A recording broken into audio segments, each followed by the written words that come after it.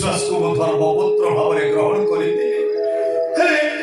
परिस्थिति आज मत धर्मद्रोही करदेला ना मुझे आखिर लुह पोछि दे पारुछि ना ता मुहरे हस फुटे पारुछि ना मु मरी पारुछि ना बंची भी पारुछि सबग्रस्त त्रिशंकु भली अधा स्वर्गरे झुली रही निज लुह को निजे पी बंची रही बाबू जा कौन डाकिलु मते बाबू गोटे चाकर मालिक संपर्क सेतुबंध केवल बाबू डाकर ही सीमित ता नहले मो बाबूकर सम्मान हो ये घरे तो आउ का पाई चाकर नहीं पारू ए भौ पाई ए बाबू काहे की दया देखी ए घर मो दाना मुठा को उठेई दवा को बसछ हे जगन्नाथ तुम गोतल पड़छि मते घरे रहिबा को दियो अरे बाबा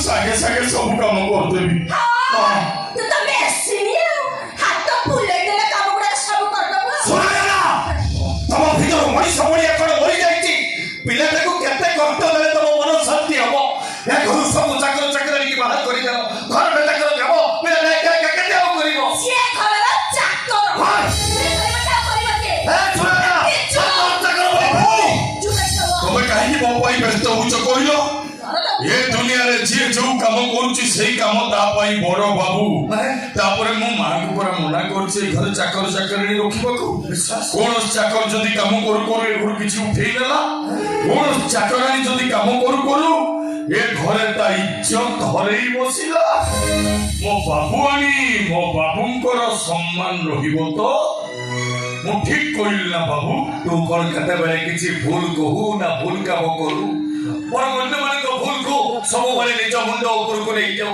मामा मोने पाटिया तुम करे दोसी मोने लेट तू खाई दो बा हां जा भाई मो जोता रे परिस कर देलु आसो बाबू आसो विश्वास को कर गइलो जोता पुलिस में गइली अरे से को वीआईपी टाकी जोता पुलिस में गइली विनाश काले विपरीत बुद्धि हेडी बा तापे तम मन रे दरद काई उछुली पड़छ मुके सुने मते तो लागुची तमे का से तो गुप्त संपर्क रखी एटा को जन्म देछ आ लोक लचरे ने खरे पानी चुप करे रखिछ नो यो और हेला मैं चाकर भाई तमे मो मामा ऊपर हाथ उठे कोन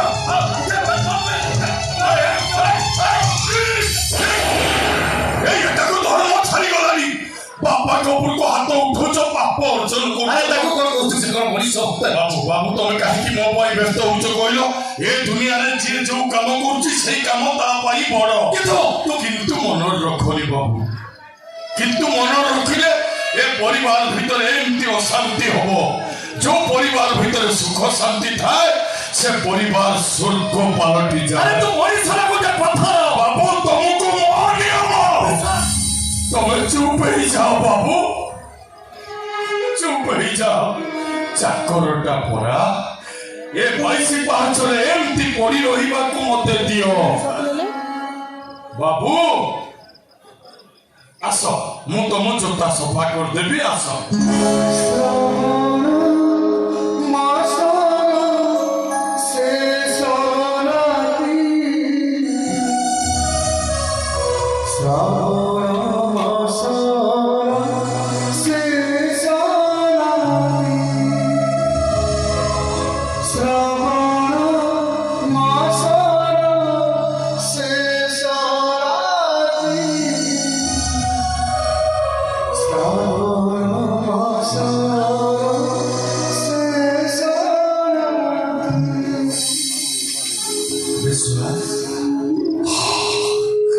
बाबू किछि कहिबो कोन आउ कहिबी राग नियम रे छंदी सब कहिबा न कहिबार शब्द गुडा को तू तो मो पाटी भितरे चापी देलु ये घरे मो गोटे कोन नाही जे मते जेमिति नतौची मो ठीक सेही मिति नाचुची तू भी तो चाकर नहीं मते कोन दउची तमे अभिमान दे सब कहूछ मु जानि परछि बाबू ହେଲେ ତମ ହୃଦୟ ଭିତରେ ମୁଁ ଯୋଉଠି ଥିଲି ଠିକ୍ ସେଇଠି ଅଛି ବାବୁ। ଆଉ ତମେ ମୋ ମନ ମନ୍ଦିରରେ ଯେମିତି ପୂଜା ପାଉଥିଲ ଠିକ୍ ସେମିତି ପୂଜା ପାଉଛ।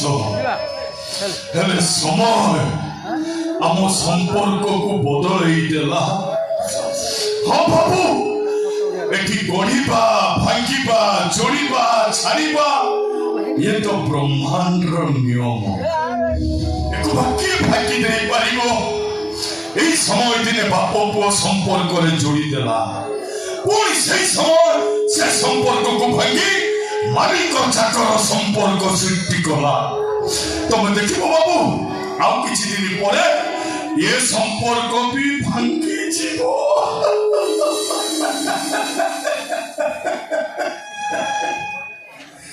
কর্ম বলে নলরাজা ঘাস কাটিলে, দান বলে হরিশ্চন্দ্র শ্মশান জগিলে। আরে ମୁଁ ସିନା ତୋତେ ମାରି ପଛେ ମଣିଷ କରିଛି, ତ ଭାଗ୍ୟ ତ ବିଧି ଲେଖିଛି, ତାକୁ ବଦଳେଇ ଦେବାର ଶକ୍ତି ମୋର। ବାବୁ ନାଇଁ ନାଇଁ, ତୋ ଭାଗ୍ୟକୁ ମୁଁ ବଦଳେଇ ଦେବି ବାବୁ। ତୋ କମଳ ରେଖାକୁ ମୋ ହାତରେ ମୁଁ ବଦଳେଇ ଦେବି ବାବୁ। ସବୁ ଯାକ ସମ୍ପତ୍ତି ତୋରା ଲେଖି ଦଉଛି। ତୁ ଏ ଘର ଛାଡ଼ି ଚାଲିଯା ବାବା। ମୋ ଜଗନ୍ନାଥଙ୍କୁ ଛାଡ଼ି ମୁଁ ଯିବି କୁଆଡ଼େ? ବାବା ବୁଝୁନୁ, ତମରି ଅଇଁଠା ଥାଳିରେ ମୁଁ ଭାତ ଖାଏ, ଆଉ ଏଠୁ ଗଲା ପରେ ମତେ କଣ ସେ ନିର୍ମାଲ୍ୟ ଆଉ ମିଳିବ? କିନ୍ତୁ ବାବା ମରିବି ତ ମୋ ଜଗନ୍ନାଥଙ୍କୁ ଦେଖି ଦେଖି ମରିବି, ତମରି ପାଖରେ ରହିବି ବାବା। ମୋ କଥା ଟିକେ ଆଉ ଥରେ ମତେ ଘରୁ ଯିବା କଥା କହିଲେ ତମରି ଆଗରେ ବିଷ ପିଇଦେବି।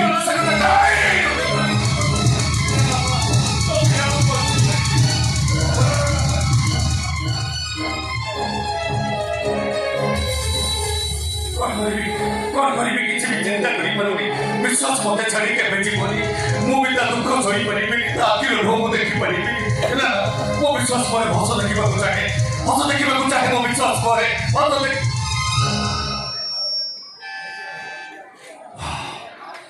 ସେଥିପାଇଁ ଗୋଟାଏ ରାସ୍ତା ଅଛି, ବିଶ୍ୱାସର ବାହାଘର।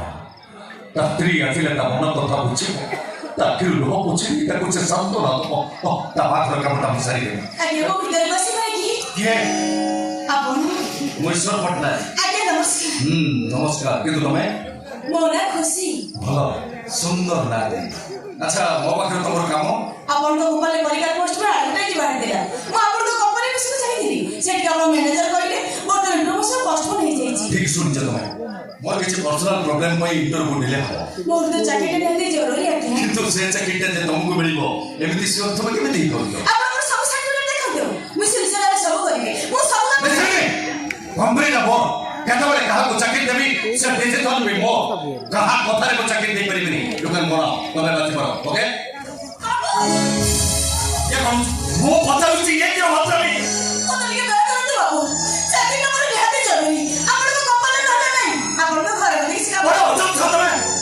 ବାରମ୍ବାର ମନା କଲା ପରେ ବି ମତେ ବାଧ୍ୟ କରୁଛ। ଠିକ ଅଛି ବାବୁ, ଆପଣ ରାଗନ୍ତୁନି, ମୁଁ ଚାଲିଯାଉଛି। ବାବୁ, ପୁଣି ଏଇ କଥା ପଚାରିବି। ପୁଣି କଣ? ଆପଣ ତ ଏତେ ବଡ଼ ଲୋକ, କୋଟି କୋଟି ଟଙ୍କାର ମାଲିକ, କହିପାରିବେ ମୁଁ କଣ କଲେ ମତେ 10 ଲକ୍ଷ ଟଙ୍କା ମିଳିଯିବ? 10 ଲକ୍ଷ? ଲକ୍ଷେ କି 2 ଲକ୍ଷ ନୁହଁ, ଏକାଥରକେ 10 ଲକ୍ଷ। ମାସକୁ 20,000 ଟଙ୍କା ପାଇଁ ଚାକିରି କରିବାକୁ ଆସିଥିବା ଲୋକଟା ମୁହଁରେ ପୁଣି 10 ଲକ୍ଷ। ଟଙ୍କାଟା ନିହାତି ଜରୁରୀ ଆଜ୍ଞା। ଆଉ ଆପଣଙ୍କ ପାଖରେ ଏତେ ଟଙ୍କା ଅଛି ଯେତେବେଳେ ଆପଣ ଠିକ କହିପାରିବେ 10 ଲକ୍ଷ ଟଙ୍କା କେମିତି ମିଳିବ? ରାସ୍ତା ଅଛି, କିନ୍ତୁ ତମେ କରିପାରିବ? ହଁ ବାବୁ, ମୋ ଭାଇ ଭାଇ ମୁଁ ସବୁ କାମ କରିପାରିବି। କାହା ଘରେ କି ବ୍ୟାଙ୍କରେ ପଶି ଚୋରି କରିପାରିଲେ ତମେ 10 ଲକ୍ଷ ପାଇଯିବ। ନାଇଁ ବାବୁ, ମୁଁ ଚୋରି କରିପାରିବିନି ବାବୁ, ଚୋରି କରିପାରିବିନି ମୁଁ। ସେଇଥିପାଇଁ ତ ମୁଁ ଆଜି କାନ୍ଦୁଛି। ତାହେଲେ ଆଉ ଗୋଟେ ରାସ୍ତା ଅଛି। କୁହନ୍ତୁ ବାବୁ। ମୋ ଭଳି ଗୋଟେ କୋଟିପତିକୁ କିଡନାପ୍ କରିଦିଅ, ତମକୁ 10 ଲକ୍ଷ ମିଳିଯିବ। ଅପରିଚିତ ଟଙ୍କାରେ କେବେ କାହାର ମଙ୍ଗଳ ହେଇଛି ବାବୁ? କିନ୍ତୁ ପୁଣ୍ୟର ରାସ୍ତାରେ ଚାଲୁଥିବା ଲୋକକୁ କେବେ ଏତେ ଗୁଡ଼ାଏ ଟଙ୍କା ମିଳିବନି। ତାହେଲେ ଆପଣ କଣ ପାପ କରିଛନ୍ତି ବାବୁ? ତାହେଲେ ଆପଣଙ୍କ ପାଖରେ ଏତେ ଟଙ୍କା ଆସିଲା କୋଉଠୁ? ପାପ?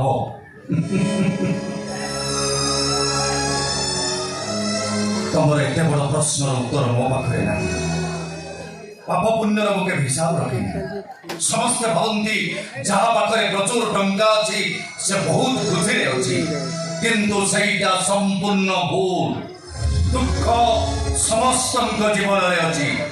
ଏ ଦୁନିଆରେ କେହି ଜଣେ ବି ଖୁସିରେ ନାହାନ୍ତି। ଆପଣଙ୍କ ପାଖରେ ଏତେ ଟଙ୍କା ଥାଇ ବି ଆପଣ ଖୁସିରେ ନାହାନ୍ତି। ମୁଁ 10 ଲକ୍ଷ ଟଙ୍କା ପାଇଁ ଦିନ ରାତି କାନ୍ଦୁଛି ବାବୁ। ଦେଖ 10 ଟଙ୍କା ପାଇଁ ରାସ୍ତାଟା ମୋତେ ବତେଇ ଦିଅନ୍ତୁ। ତାହେଲେ ତମ ପାଇଁ ଶେଷ ରାସ୍ତା। କୁହନ୍ତୁ ବାବୁ। ତମେ ଅଭିମାନିତା, ସୁନ୍ଦର ଚେହେରା, ରୂପ ଭେଗ କିଛି ମନ୍ଦ ନାହିଁ। ତମେ ନିଜକୁ କାହା ପାଖରେ ବିକ୍ରି କରିଦିଅ, ତୁମକୁ 10 ଲକ୍ଷ ମିଳିଯିବ। ବାଃ ବାଃ ବାଃ। କି ଖୁସି ତ ଚିନ୍ତାଧାରା ଆପଣଙ୍କର। ମୁଁ ଆପଣଙ୍କୁ ଭଗବାନ ବି ଦୁଃଖ ଜଣାଇଲି। ଆଉ ଆପଣ କେବେ ସିଂହାସନରେ ବସି ମାଗଣାରେ କେହି କାହାକୁ 10 ଲକ୍ଷ ଟଙ୍କା ଦେଇ ଦିଏନି। ତମେ ମତେ 10 ଲକ୍ଷ ଟଙ୍କା ରୋଜଗାର କରିବାର ବାଟ ପଚାରିଲ, ମୁଁ କହିବି ଖରାପ ଯାଇ କଣ କହିବି? ଆରେ ଆଜିକାଲି ସାମାନ୍ୟ ଲକ୍ଷ ଟଙ୍କା ପାଇଁ ଲୋକମାନେ ନିଜକୁ ବିକ୍ରି କରିଦଉଛନ୍ତି, ମଣିଷ ବି ମାରୁଛନ୍ତି। ତମକୁ କେମିତି ଖାଲି ଖାଲି ଧରିକି ଏତେ ଗୁଡ଼ାଏ ଟଙ୍କା ଦେଇଦେବ? ଠିକ ଅଛି ବାବୁ। ମୋ ଭାଇର ଜୀବନ ପାଇଁ ମୁଁ ନର୍କ କରିବାକୁ ରାଜି ଅଛି। ମୋର ଏ ଦେହଟା ଅପେକ୍ଷା ମୋ ଭାଇର ଜୀବନ ମୋ ପାଇଁ କାହିଁକି ଏତେ ବଡ଼? ମୋତେ ଟଙ୍କା ରୋଜଗାର ରାସ୍ତାଟା ମୁଁ ତ ଦେଖେଇ ସାରିଲିଣି।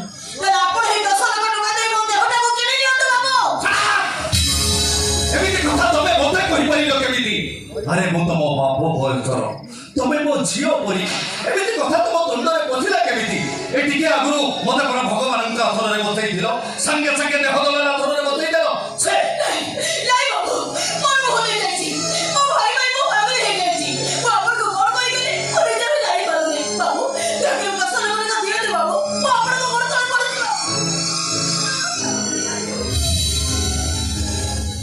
କିନ୍ତୁ ମୁଁ ଜାଣିବାକୁ ଚାହୁଁଛି 10 ଲକ୍ଷ ଟଙ୍କାର ତମର ଏମିତି କଣ ଆବଶ୍ୟକତା ପଡ଼ିଲା ଯେ ଯୋଉଥିପାଇଁ ତମେ ନିଜକୁ ବିକ୍ରି କରିଦେବାକୁ ଚାହୁଁଛ? ମୋ ଭାଇ ପାଇଁ। ମୋ ଭାଇର ଯେତେ ଶୀଘ୍ର ଅପରେସନ ଦରକାର, କାରଣ ତାକୁ କ୍ୟାନ୍ସର ହେଇଯିବାର ସମ୍ଭାବନା ଅଛି। ମୋ ଭାଇ ମରିଯିବ ବାବୁ। ମୋ ଭାଇ ମରିଗଲେ ମୁଁ ବି ମରିଯିବି। ଦୟାକରି ମୋତେ 10 ଲକ୍ଷ ଟଙ୍କା ଦିଅନ୍ତୁ ବାବୁ। ଠିକ ଅଛି, ଘେରା ବିକାର କଥା ଉଠିଲାଣି ଯେତେବେଳେ ମୁଁ ତମକୁ 10 ଲକ୍ଷ ଟଙ୍କା ଦେଇ କିଣିବି। ଠିକ ଅଛି, ମୋ ଦେହଟାକୁ ଆପଣଙ୍କୁ ଦେବାକୁ ରାଜି ଅଛି। 10 ଲକ୍ଷ ଟଙ୍କା ବଦଳରେ ମୋର ତମ ଦେହ ଦରକାର ନାହିଁ, ଏଇ ସରଳ ମନଟା ଦରକାର, ବାବୁ ଏଇ ସୁନ୍ଦର ହୃଦୟଟା ଦରକାର। ବାବୁ 10 ଲକ୍ଷ ଟଙ୍କା ବଦଳରେ ତମେ ମୋ ବଡ଼ ପୁଅ ବିଶ୍ୱାସକୁ ବିବାହ କରିବ। ବାବୁ ତମେ ମୋ ଘରର ବଡ଼ ବୋହୂ ହବ। ନାଇଁ ବାବୁ ନାଇଁ।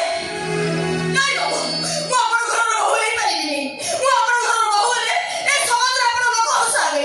ଆପଣଙ୍କ ମାନ ସମ୍ମାନ କାହିଁକି ଏତେ ଉପରେ? ମୋ ବାପା ବି ଆପଣ ସମସ୍ତଙ୍କ ମতো ନୁହନ୍ତି ବାବୁ। ଧନ ସମ୍ପତ୍ତି ମୋର ଭାବ ନାହିଁ, ମୋ ଘରକୁ ଗୃହଲକ୍ଷ୍ମୀଟିଏ ଦରକାର। ଆଉ ଗୋଟେ ଗୃହଲକ୍ଷ୍ମୀର ସବୁତକ ଗୁଣ ତମଠାରେ ମହଜୁଦ ଅଛି। ଏମିତି ଗୁରୁତ୍ୱ ନିଷ୍ପତ୍ତି ଏକା ଏକା ନିଏ ଚାହିଁନି ବାବୁ। ହୁଏତ ଆପଣଙ୍କ ଠିକଟା ଭୁଲ ହେଇଯାଇପାରେ। ମୋ ଆଖି କେବେ ବି ଧକ୍କା ଖାଇବନି। ଦୁହିତା ଦୁଇ କୂଳକୁ ହିତା। ଯୋଉ ଛୁଆ ବାପ ଘର ପାଇଁ ନିଜ ଜୀବନକୁ ବାଜି ଲଗେଇ ଦଉଛି, ଶାଶୁ ଘର ପାଇଁ ଯେ ନିଶ୍ଚୟ ସୁରକ୍ଷିତ। ମନରେ କିନ୍ତୁ ରଖି କୌଣସି ନିଷ୍ପତ୍ତି ନିଅନି। ମୁଁ ତମକୁ ବାଧ୍ୟ କରୁନି, କେବଳ ମୋ ମନର ଇଚ୍ଛାଟା ପ୍ରକାଶ କରିଦେବି। ତମ ନାଁଟା ଖୁସି, ଆଶା କରୁଛି ତମ ନାଁର ସାର୍ଥକତା ତମେ ନିଶ୍ଚୟ ରଖିବ। ବାହାଘରଟା ପିଲା ଖେଳ ନୁହେଁ ବାବୁ।